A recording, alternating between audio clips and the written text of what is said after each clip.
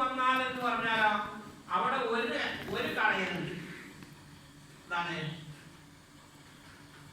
അപ്പൊ എങ്ങനെ പറഞ്ഞാലും പല പുല്യഹാനും ബഹുമാ മുതലാനിമാൻ എന്ത് പറഞ്ഞാലും അത് രണ്ടും നിർബന്ധാസ.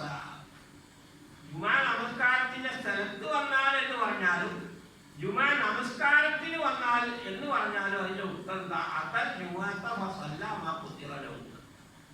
ജുമാക്ക് വന്നു എന്നിട്ട് അയാൾക്ക് കണക്കാക്കിയത് നിസ്കരിച്ചു. അപ്പൊ പള്ളിയിൽ കടന്ന ഉടനെയുള്ള നിസ്കാരം എന്താണ്? തഹിയ്യത്ത് നിസ്കാരമാണ് അതുകൊണ്ട് ഉദ്ദേശിക്കുന്നത്. അയാൾ നമസ്കരിച്ചു. അപ്പൊ ഇവിടെ ലഹുന്നാണ് കണക്കാക്കപ്പെട്ടത് നമസ്കരിച്ചു എന്നാ പറഞ്ഞു. അപ്പൊ ആരാണ് കണക്കാക്കിയത്? കണക്കാക്കിയത് അല്ലാഹു തആലയാണ്. പള്ളിയിൽ കടന്നാൽ 2 റക്അത്ത് നിസ്കരിക്കണം എന്ന് നിശ്ചയിച്ചത് ആരാണ്? അല്ലാഹു തആലയാണ്. അതുകൊണ്ടാണ് ഇവിടെ ആ ചെയ്ത ആളെ പറയാം, കണക്കാക്കിയ ആളെ പറയാതിരിക്കാൻ കാരണം അത് മാർഗമാണ്, എല്ലാവർക്കും അറിയാം.